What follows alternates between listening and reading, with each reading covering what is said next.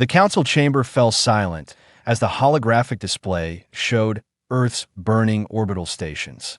Smoke and debris floated in the darkness of space while rescue pods scattered like frightened fish. Ambassador Rita Hayes watched the footage without blinking. Her face remained calm, but her hands gripped the podium edge hard enough to turn her knuckles white.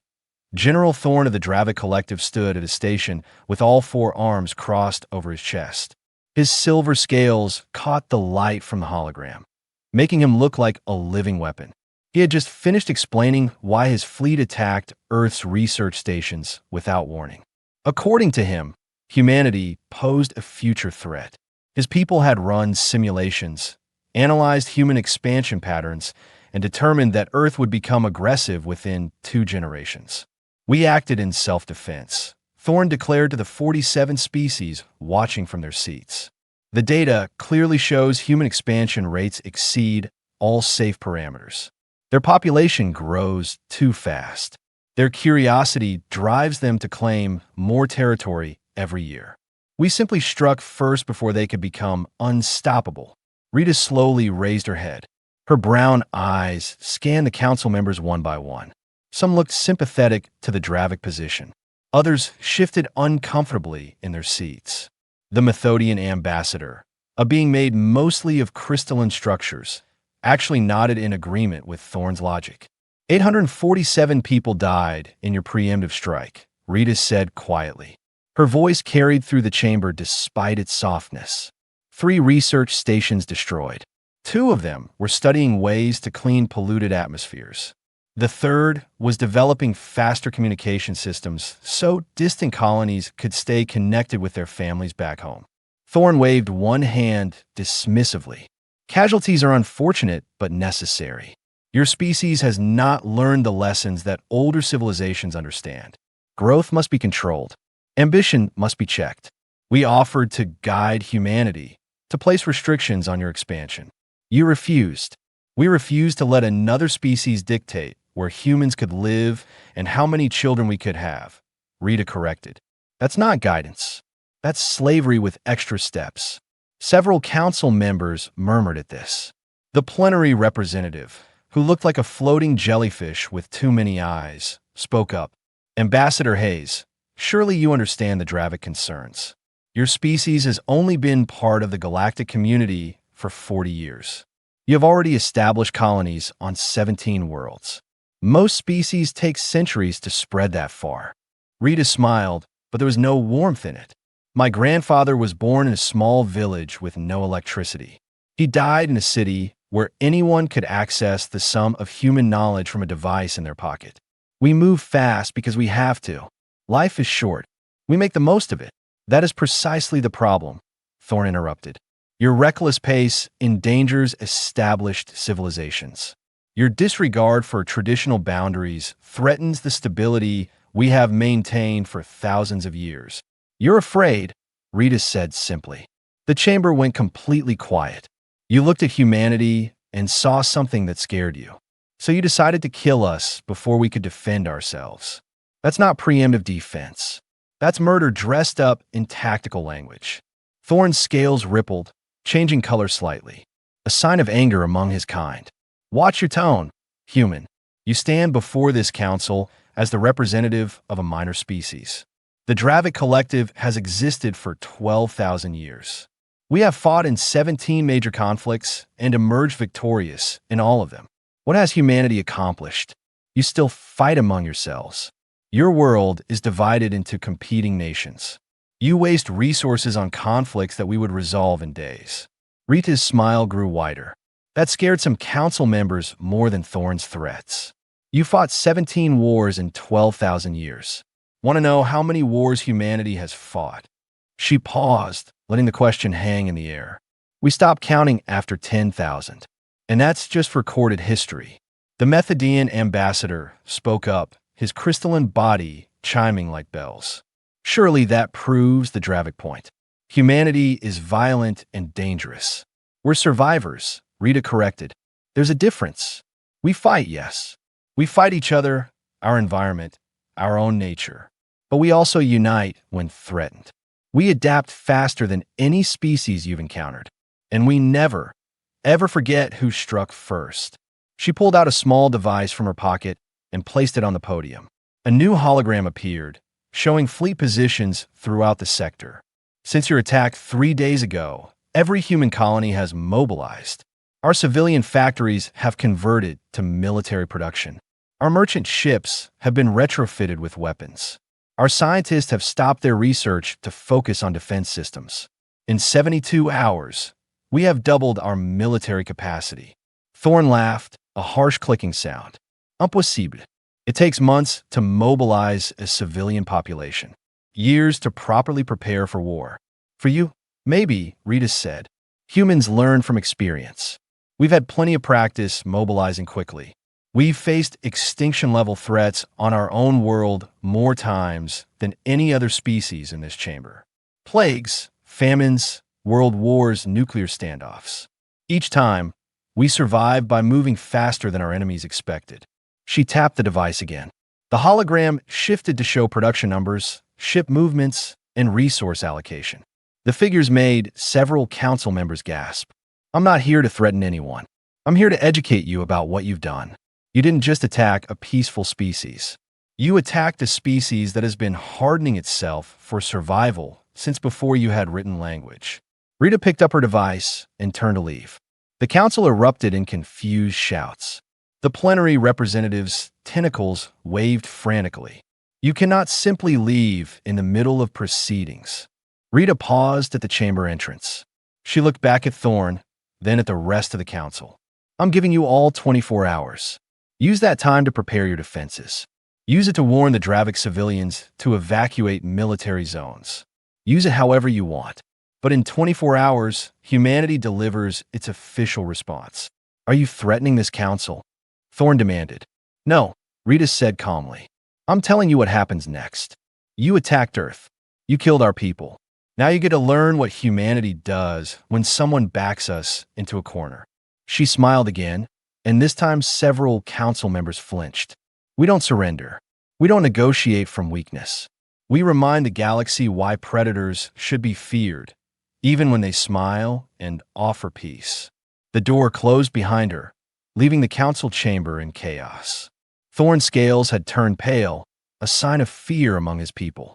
The Methodian ambassador's crystalline structure vibrated with uncertainty. The plenary representatives' eyes all focused on the data Rita had left behind, calculating the implications. Only Drell, the council archivist, seemed unsurprised. He had been researching human history since Earth joined the Galactic community. He knew what happened when you cornered a persistence predator. He knew what humanity was capable of when properly motivated. He began downloading every file he could find about human military history. The council was about to learn a very expensive lesson, and someone needed to document it for future generations. Drell's research chamber hummed with the sound of data streams. Holographic screens floated around him in a circle, each displaying fragments of Earth's history. The archivist's 6 eyes moved independently, scanning multiple documents at once. What he found made his body temperature drop several degrees. Most council members had gone to their quarters after Rita's departure. They assumed humanity would make threats, demand reparations, maybe file formal complaints. They thought in terms of diplomatic protocols and established procedures. Drell knew better. He had studied thousands of species over his 3 centuries of life. Humans were different in ways that terrified him. The first file he opened showed Earth's ancient history. Tribes fighting over territory, resources, survival. Normal enough. Every species had violent origins. But then he noticed something strange. Other species fought until one side won or both sides exhausted their resources. Humans fought until one side was completely destroyed, then immediately helped rebuild the defeated enemy. Victory followed by mercy. Destruction followed by construction, that he opened more files.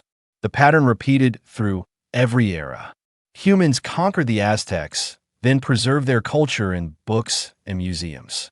They bombed Japan with atomic weapons, then helped rebuild the nation into an economic power. They fought civil wars that killed millions, then unified stronger than before. Every conflict ended with former enemies becoming allies. Drell's manipulator tentacles trembled as he compiled the data. He pulled up human military doctrine from their public archives. Everything was available. Humans didn't hide their history. They taught it to their children, studied it in schools, made entertainment about their worst moments. They analyzed every failure, every victory, every mistake. One document particularly caught his attention. It was titled Principles of Total War. Drell had never encountered this concept before. Most galactic species fought limited engagements. They had rules, boundaries, things considered off-limits. Humans had rules too, but when truly threatened, they could mobilize their entire civilization. Every factory, every citizen, every resource could be directed toward a single goal that he found: economic data from Earth's Second World War. In just 4 years, humanity had produced over 300,000 aircraft, 100,000 tanks, and millions of other weapons. They turned automobile factories into tank manufacturers overnight. They recruited women into the workforce by the millions. They rationed food, collected scrap metal, and bought war bonds. An entire planet focused on victory. The Dravid fleet numbered 400 ships. It had taken them 60 years to build that armada. Drell did the calculations. At current production rates, humanity could match that number in 5 years. But if they truly mobilized, if they converted their civilian infrastructure like they did during their world wars, they could do it in 18 months. Maybe less. He opened another file. This one showed human psychology studies. There was a term that kept appearing: righteous anger. Drell didn't understand it at first. His species felt fear when threatened. They felt hunger when they needed food. They felt fatigue when tired. But humans felt anger when they witnessed injustice. Not just personal threats, but harm to others. It drove them to action in ways that seemed illogical. The file explained how human soldiers fought harder when protecting their comrades than when protecting themselves. How human civilians donated blood, food, and supplies to strangers in war zones. How humans risked their lives to save people they had never met. The concept made no evolutionary sense to Drell. Helping strangers didn't increase personal survival odds. But then he found the key. Humans were social persistence predators. They hunted in groups, tracked prey for days, worked together to survive. Their brains evolved to see the group's survival as their own survival. Helping strangers wasn't illogical to humans. It was instinctive. An attack on any human triggered protective responses in all humans. Thorn had killed 847 humans. To the Dravid, that was a small number. A surgical strike. Minimal casualties. But Drell understood what it meant to humanity. 847 reasons for anger. 847 names that would be remembered. 847 funeral services that would unite humans across dozens of worlds. He pulled up current communication intercepts. Human colonies were already sharing messages. Names of the dead appeared on memorial walls across 17 worlds. Civilians organized blood drives for the wounded. Companies donated profits to victim families. Politicians who had spent years arguing over policy were suddenly united. The attack had done exactly what Thorn feared it would prevent. It had unified humanity against a common enemy. Drell found recordings from human entertainment. They made movies about their wars, wrote songs about their losses, told stories about their struggles. They never forgot. Pearl Harbor was still remembered 400 years later. September 11th was taught in schools for generations. These weren't just dates to humans. They were shared memories that bound the species together. He downloaded everything he could find about human military tactics. Guerrilla warfare, asymmetric conflict, psychological operations. Humans excelled at fighting enemies that were supposedly superior.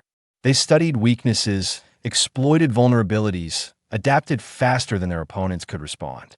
They had thousands of years of experience being the underdog and winning anyway. One document detailed human military ethics. They had laws about warfare, rules they followed even when fighting enemies who didn't follow the same rules. They protected prisoners. They avoided civilian casualties when possible. They provided medical care to wounded enemies. But the document also explained that these ethics were tactical, not just moral. Treating enemies, well, made them more likely to surrender. Protecting civilians prevented insurgencies. Acting humanely was part of their winning strategy. Drell compiled his findings into a report. He highlighted the most important points. Humans mobilized faster than any species in galactic history. They unified when threatened instead of fracturing. They fought with both ruthless efficiency and surprising mercy. They remembered every attack but also forgave former enemies who surrendered. They were persistence predators who evolved to outlast any threat that he rushed to the council chamber. Several members had returned after getting reports about unusual human activity. The Methodian ambassador was reviewing fleet positions. The plenary representative monitored human communication channels. Thorn stood at his station, confident despite the growing concern around him. "I have completed my analysis of human military capability," Drell announced. His voice carried urgency that made several council members turn toward him. "The situation is far more serious than anyone realizes." Thorn waved dismissively. "They are primitives playing with technology they barely understand. My fleet could destroy their entire civilization in a coordinated strike." "Could you?" Drell asked. He projected his findings into the chamber's main display. "Because according to human history, attacking them only makes them stronger. They have a saying, 'What doesn't kill us makes us stronger.' They mean it literally." He showed footage from human wars. Cities bombed to rubble, then rebuilt larger than before.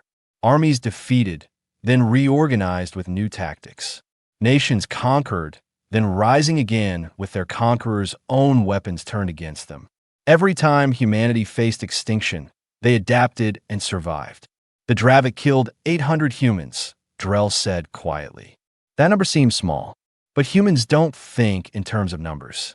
They think in terms of names, faces, families. You didn't kill 800 units. You killed someone's child, someone's parent, someone's best friend. 847 times over. The chamber fell silent. Thorn's scales had begun to lose their luster. For the first time, doubt showed in his posture. "What are you suggesting?" the Methodian ambassador asked. Drell pulled up the final piece of data.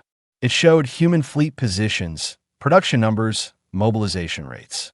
"I'm suggesting that General Thorn didn't prevent humanity from becoming a threat. He created one." 24 hours passed faster than anyone expected. The council chamber filled slowly, representatives arriving in small groups. Conversations were quiet, nervous. Word had spread about Drell's findings. Several ambassadors had conducted their own research into human history. None of them liked what they found. Rita Hayes walked through the entrance exactly on schedule. But she wasn't alone. A tall man in a simple gray uniform followed her. His hair showed gray at the temples. His face carried the kind of lines that came from making hard decisions. He carried a single briefcase and nothing else. "Council members," Rita said, her voice steady. "This is Admiral David Park. He coordinates Earth's military response to threats against our species. He's here to explain what happens next." David stepped forward. He didn't salute, didn't make any aggressive gestures. He simply opened his briefcase and pulled out a data chip. The casualness of his movements somehow made the moment more frightening. "Good afternoon," he said. His tone was polite, almost friendly. "I'm going to give you an educational briefing. Please hold all questions until the end." The holographic display activated. It showed Earth's 17 colonies. Each one had changed dramatically since the attack. Civilian spaceports now held military vessels. Factories had converted production lines. Cities had activated defense grids that many council members didn't know existed. 72 hours ago, the Dravid Collective attacked our research stations, David said. "We lost 847 people. Scientists, engineers, support staff. People doing the kind of work that benefits everyone in the galaxy." He paused. "We take that personally." Thorn started to speak, but David held up one hand. "I said hold your questions. You'll get your turn." His tone remained pleasant, but something in his eyes made Thorn go silent. David continued. "Every human colony has mobilized. Not just our military, but our civilians too. That's the part most species don't understand. We don't separate soldiers from citizens the way you do. When threatened, every human becomes part of the defense. The display shifted to show production numbers. Weapons, ships, ammunition supplies. The quantities made several council members gasp. This is what humanity produced in 3 days, David explained. We're just getting started. In 30 days, we'll triple this output. In 60 days, we'll match your entire fleet's firepower. Impossible dans méthode. Production doesn't scale that quickly. David smiled. You're thinking in terms of military production. We're thinking in terms of industrial warfare. We don't just build weapons. We convert every factory, every resource, every skilled worker toward a single goal. It's how we operate when survival is on the line.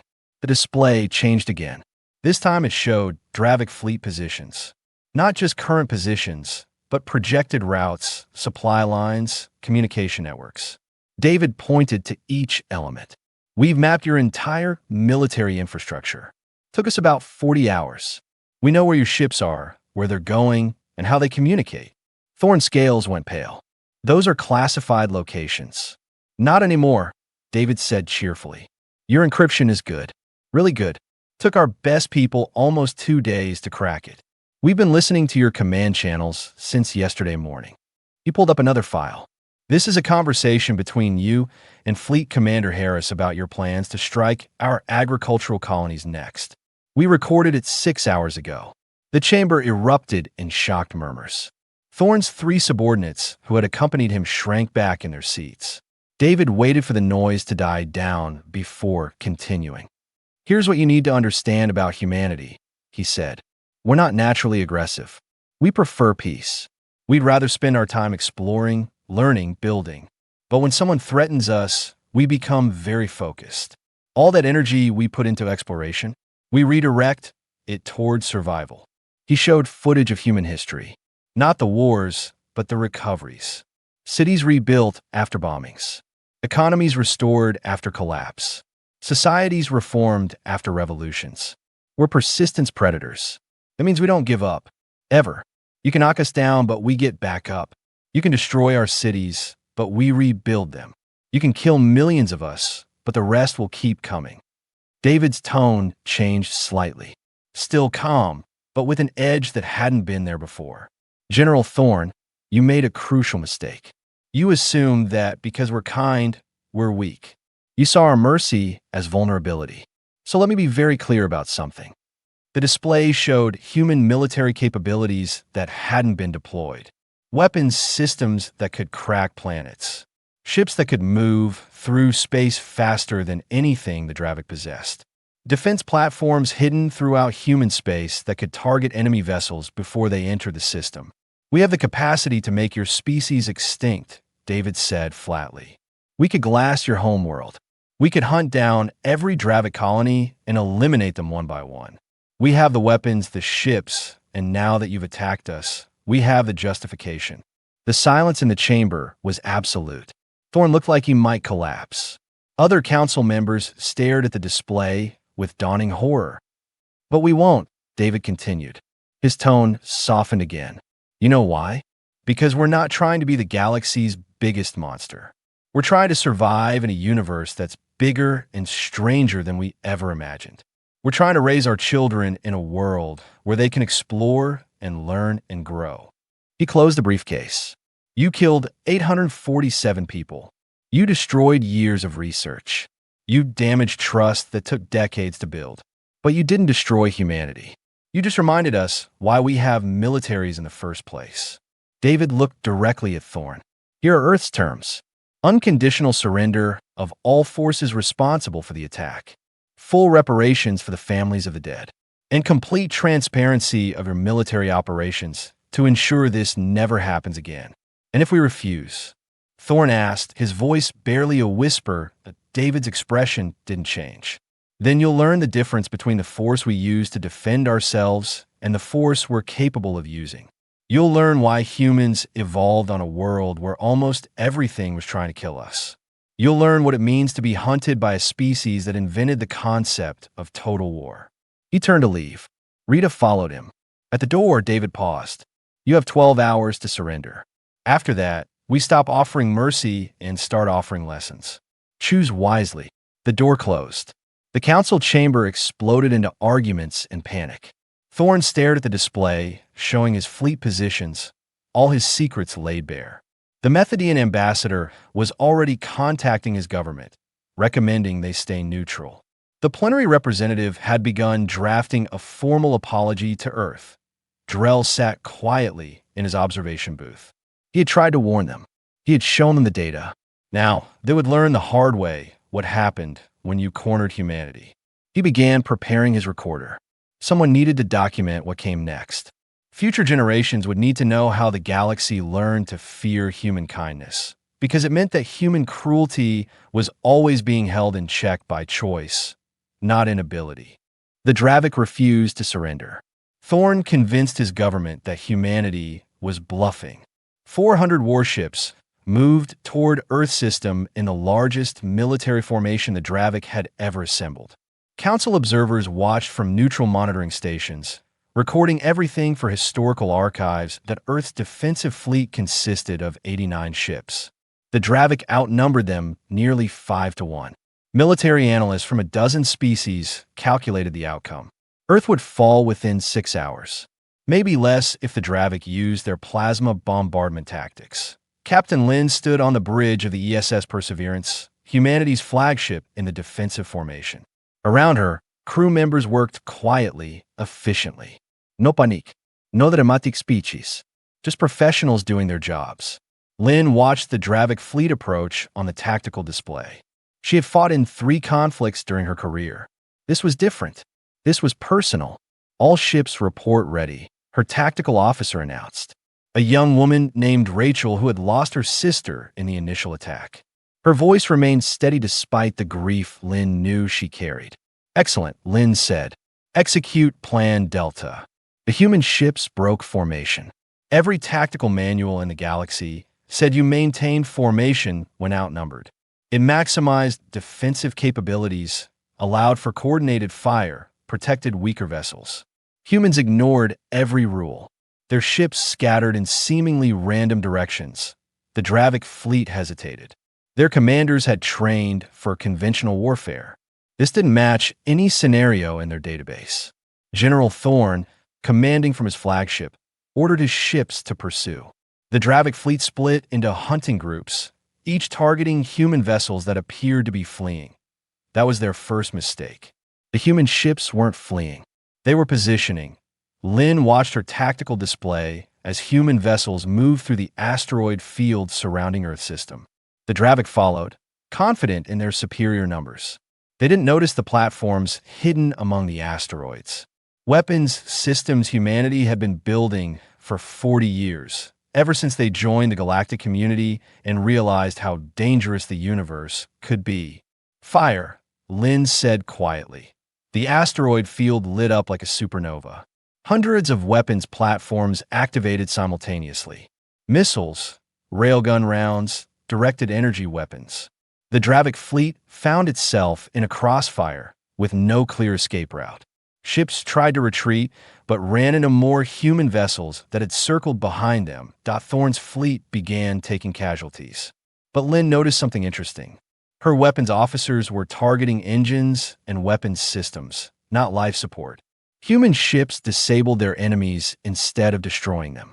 It took longer, required more precision, but resulted in Dravid crews surviving. Captain, we have 3 Dravid destroyers attempting to flee toward their home territory, Rachel reported. Let them go, Lin ordered. Several bridge officers looked surprised. They'll tell their people what happened here. Fear travels faster than ships. The battle continued for 3 hours. Human vessels used tactics no military academy taught. Individual captains made decisions without waiting for orders. They improvised, adapted, responded to changing conditions instantly. The Dravid fought by doctrine, following established procedures. It made them predictable. 1 human frigate, the ESS Darwin, took heavy damage protecting a civilian evacuation transport that had wandered into the combat zone. The frigate's captain, a man named Wilson, rammed his damaged ship into 2 Dravid cruisers rather than let them target the transport. He and his crew evacuated and escaped pods seconds before impact. The collision disabled both Dravid vessels and saved 3,000 civilian lives. Thorn watched his fleet fall apart around him. Ships reported damage, casualties, disabled systems. The humans were everywhere and nowhere. They fought without rules, without predictable patterns. Every time his forces adapted to one tactic, the humans switched to something else. Then something happened that Thorn never expected. A human medical ship, clearly marked with red crosses, moved through the battlefield. It approached disabled Dravid vessels and began evacuating wounded crew members. In the middle of combat, humanity was saving enemy lives. All Dravid forces, this is Admiral David Park. A voice came over open channels. We're offering you one chance to surrender. Power down your weapons, transmit your surrender codes, and we'll ensure your safe return to your families. Keep fighting, and we'll keep disabling your ships. The choice is yours. Thorn's hands trembled over his command console. His fleet was scattered, damaged, demoralized. The humans had surrounded them without destroying them. It was the most humiliating possible outcome. Death would have been easier to accept than mercy from an enemy you tried to exterminate one by one. Dravid ships powered down their weapons. Commanders transmitted surrender codes. Within 20 minutes, the entire fleet had capitulated. Not because they were destroyed, but because they realized they were fighting an enemy that could kill them, but chose not to. The human fleet began organizing the surrender. Medical ships treated wounded Dravid. Supply vessels provided food and water to disabled enemy ships. Engineers helped with emergency repairs to keep life support functioning. Humanity had gone from total war to humanitarian mission in minutes. Captain Lin received a communication from Admiral Park. Good work, Captain. Minimal casualties on both sides. That's a victory. We lost 32 people, Lin said quietly. The Dravid lost 127. That's not minimal. Compared to what could have happened, it is, Park replied. We're taking 3,400 prisoners. All of them will go home to their families eventually. That matters. Lynn understood, but it didn't make the losses easier. She thought about Rachel, still at her station, probably thinking about her sister. Thought about Wilson, who sacrificed his ship to save strangers. Thought about the 847 who died in the initial attack. What happens now, she asked. Now we teach the galaxy something important, Park said. We show them that humanity can fight and win without becoming the monsters they feared we'd be. We show them that mercy is a choice we make, not a weakness they can exploit. The Council observers transmitted their recordings across the galaxy. Species that had watched the battle with clinical interest suddenly paid very close attention. The numbers told a story that frightened them more than overwhelming victory would have. Humanity had won while actively minimizing casualties. They fought with precision instead of overwhelming force. They took prisoners instead of taking revenge. Thorn sat in his command chair, surrounded by human soldiers who treated him with professional courtesy. No torture, no humiliation, no execution. Just quiet efficiency. One soldier offered him water. Another asked if he needed medical attention. The kindness hurt worse than any punishment could have that he finally understood Rita's warning. Humanity was terrifying not because they were cruel, but because they weren't. They could kill you efficiently, then save your life with equal efficiency. They could destroy your fleet, then make sure your wounded received proper care. They could hate what you did while still seeing you as a person worth saving. That level of self-control, that ability to separate anger from action, made them the most dangerous species the galaxy had ever encountered, because it meant their mercy was a choice. And choices could be revoked. 1 week after the battle, the Galactic Council reconvened. The chamber looked different now. Extra security personnel lined the walls. Media crews from 30 systems had requested access. This wasn't just another diplomatic proceeding. This was the trial that would define how the galaxy viewed humanity for generations to come. General Thorn stood in restraints at the center of the chamber. His scales had lost their luster. His 4 arms hung limply at his sides. Behind him sat 3 of his commanders, all wearing the same expression of defeat. In the gallery, Dravid civilians watched silently. families of soldiers who died in the battle, parents of prisoners humanity held in comfortable detention. Rita Hayes walked to her podium. David Park stood beside her, still wearing his simple gray uniform. Neither of them looked triumphant. If anything, they seemed tired. This council must now determine consequences for the unprovoked attack on Earth's research stations, the Methodian ambassador announced. He had been chosen as mediator precisely because his species had initially supported the Dravid position. His change of perspective would carry weight. Rita spoke first. Earth acknowledges that General Thorne and his commanders acted without the full knowledge of the Dravid civilian government. We've reviewed communication intercepts. The attack was a military decision, not a political one.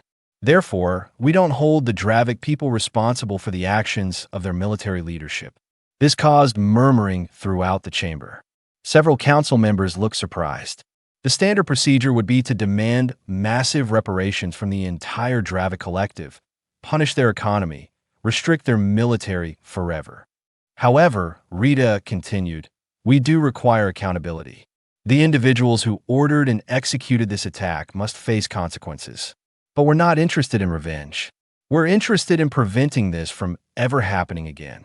David stepped forward. Earth's proposed sentence is unusual. General Thorne and his commanders will serve as liaison officers for human-Dravid relations. For the next 20 years, they will work directly with the families they affected. They will help rebuild the research stations they destroyed. They will participate in cultural exchange programs. They will learn who we are, not what their fear told them we were. Thorne's head jerked up. That's not a punishment. That's torture. You want me to face the people I killed? We want you to face the people you failed to kill, Rita corrected. We want you to meet the sister of the scientist who died. We want you to see the children who grew up without parents. We want you to understand the weight of 847 lives, not as numbers in a battle report, but as individuals with names and families and dreams. The cruelty of this sentence became clear to everyone watching. Death will be quick. Prison would be distant. But working alongside the survivors, rebuilding what he destroyed, facing the consequences of his actions every single day for 2 decades, that required a special kind of courage. The Dravid government will pay reparations, Rita continued, not as punishment, but as restitution. The funds will go directly to victim families and to rebuilding the destroyed facilities. Additionally, the Dravid military will undergo complete restructuring. Human military advisors will help implement new doctrine that emphasizes defensive operations and ethical warfare. A Dravid civilian representative stood from the gallery. An elderly female with silver-white scales. Why are you being so merciful? Your people died. You won the battle. You could demand anything. Why ask for so little? Rita looked at the woman for a long moment. Because we remember being afraid. Every human culture has stories of monsters, of being hunted, of barely surviving. We know what fear does to people. It makes you see threats everywhere. It makes you strike first and ask questions later. General Thorne was afraid of humanity, so he attacked us. If we respond with cruelty, we prove his fears were justified. If we respond with justice and mercy, we prove they weren't. David pulled up a display showing human military doctrine. We're going to share something with the Council that we've never shared before. This is Earth's complete defensive strategy. Every protocol, every contingency plan, every weapon system. We're making it public. This caused actual gasps throughout the chamber. Species never shared complete military information. It made them vulnerable. Why would you do that? The plenary representative asked. Because secrecy breeds fear, David explained. The Dravid attacked us because they didn't know what we were planning. They imagined the worst possible scenarios. So we're removing the mystery. Everyone gets to see exactly what Earth's military is capable of, and exactly what circumstances would trigger us to use it. He highlighted a specific section. These are our rules of engagement. We only use military force in response to direct threats. We prioritize civilian safety, including enemy civilians. We accept surrenders and treat prisoners according to strict ethical guidelines. We provide medical care to wounded enemies. We help rebuild societies we've had to fight. Rita smiled slightly. We're not asking other species to trust us because we say nice things. We're showing you exactly who we are and how we operate. Judge us by our actions, not your fears. The Council voted on Earth's proposal. 43 species approved. 2 abstained. Only 2 voted against, and both later admitted it was because the mercy seemed too unusual to accept easily. General Thorne was formally sentenced. As guards prepared to escort him to begin his service, he spoke. I don't understand you. We tried to kill you. We destroyed your stations. We murdered your people. And you're giving us education programs and reconstruction projects. Rita walked over to him. She stood close enough that only Thorne could hear her next words. My grandmother survived 3 wars on Earth. She used to say that the real test of a person isn't how they treat their friends. It's how they treat their enemies after they win. We could have made you extinct, General. Instead, we're going to make you understand why that would have been wrong. She stepped back. You attacked Earth because you thought we were dangerous. Now you get to learn what we're actually like. You get to see human children playing in parks you'll help rebuild. You get to meet the families you try to destroy and watch them forgive you day by day. You get to witness humanity at our best instead of at our worst. Thorne was led away. His commanders followed. The Dravid civilians in the gallery watched them go with complicated expressions. Anger, grief, but also something like hope. Drell approached Rita after the session ended. That was remarkably cruel, he said quietly, making them face the consequences every day. It's remarkably human, Rita corrected. We believe people can change. We believe in rehabilitation over revenge. We believe that understanding prevents future conflicts better than fear does. She gathered her materials. Besides, in 20 years, General Thorne will be one of our strongest advocates. He'll tell future Dravid military leaders what really happens when you attack humanity. Not from propaganda, but from personal experience. He'll be living proof that we mean what we say about peace. David joined them. 12 species have requested meetings. They want to discuss military cooperation, cultural exchanges, defensive alliances. They're afraid we'll attack them next, Rita observed. They're afraid we won't protect them if someone else attacks, David corrected. They saw how we fought. Efficiently, but ethically. They want that kind of defense. That kind of restraint combined with capability. Rita noidid. Then we teach them. We show them how to be strong without being cruel. How to win without losing themselves. How to fight when necessary, but prefer peace whenever possible. The 3 of them left the chamber. Behind them, Council members began the complicated process of restructuring Galactic military doctrine. The battle had lasted 3 hours. The consequences would reshape the galaxy for centuries. 6 months passed. The Galactic Council chamber looked different now. New protocols governed military actions. New ethics committees reviewed defensive operations. New seats had been added to accommodate species that wanted more active participation in galactic security. And at the center of it all sat Rita Hayes in a chair marked Human Representative for Conflict Mediation. The first major test of Earth's new role arrived on a Tuesday afternoon. 2 species, the Altair Union and the Centauri Collective, stood on the brink of war. They had been arguing over mineral rights in a disputed system for 70 years. Traditional council mediation had failed. Sanctions hadn't worked. Military posturing was escalating dangerously. Rita reviewed the case files while David sat across from her in the small office Earth maintained at the council station. Both sides think they have historical claims to the system, she said. Both sides have threatened military action. Both sides are convinced they're the victims. Sounds familiar, David observed. How many human conflicts started the same way? All of them, Rita admitted. She called in the representatives from both species. The Altair ambassador was a tall being covered in feathers that changed color with emotion, currently showing angry reds and oranges. The Centauri representative had crystalline features that refracted light in sharp, aggressive patterns. We appreciate Earth's intervention, the Altair ambassador said stiffly. But our position is non-negotiable. That system belongs to us. Historical records prove our ancestors explored it first. Our records prove we explored it first, the Centauri countered. And we've had mining operations there for 40 years. The Altair claims are fabricated. Rita let them argue for 10 minutes. She noticed the pattern immediately. Each side presented facts that supported their position while ignoring anything that contradicted it. Classic confirmation bias. Neither side was lying exactly. They just weren't seeing the complete picture. Here's what we're going to do, Rita said, interrupting their argument. Each of you will prepare the case for the other side. Altair will explain why the Centauri have a legitimate claim. Centauri will explain why the Altair deserve the system. You have 24 hours. Both ambassadors looked shocked. That's absurd, the Altair representative protested. Why would we argue against our own interests? Because you can't solve a conflict unless you understand the other side's perspective, David explained. Humans learned this the hard way. We spent thousands of years fighting each other before we figured out that empathy is a tactical advantage, not a weakness. The ambassadors left, unhappy but willing to try. Rita and David spent the next day preparing their own analysis.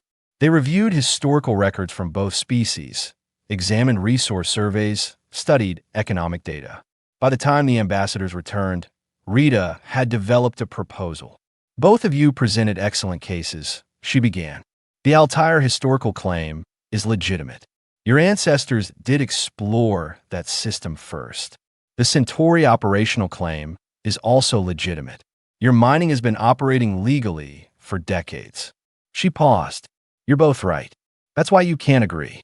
The crystalline Centauri representatives' patterns shifted to confused blues. How can we both be right? Because you're asking the wrong question, David said. He pulled up a star map. You're fighting over who owns the system. What if nobody owns it? What if you share it? Rita explained the proposal. Joint operations. Share profits. Combined security forces. Each species gets half the mining rights. They establish a neutral administration zone. Create a model for cooperative resource extraction that could work throughout the galaxy. The Altair get recognition of their historical discovery. The Centauri keep their operational investment protected. Both species benefit economically. And you establish the precedent that disputes can be resolved through cooperation instead of conflict. The ambassadors looked at each other. Years of hostility didn't disappear instantly, but something shifted. They saw each other as potential partners instead of absolute enemies. We'll present this to our governments, the Altair ambassador said carefully. I can't promise they'll accept, but you'll recommend it. Rita asked at a pause. Then both ambassadors nodded. 3 weeks later, the agreement was signed. The Altair Centauri Cooperative Zone became a model for dispute resolution. Other species began requesting human mediation for their conflicts. Rita found herself working 16-hour days, but she didn't mind. This was what Earth had hoped for when they joined the Galactic community. One afternoon, she received an unexpected visitor. General Thorne, wearing civilian clothes and looking healthier than he had at his trial. His scales had regained their luster. His posture showed confidence without aggression. Ambassador Hayes, he said formally, I wanted to give you a progress report. He showed her footage from the reconstructed research stations.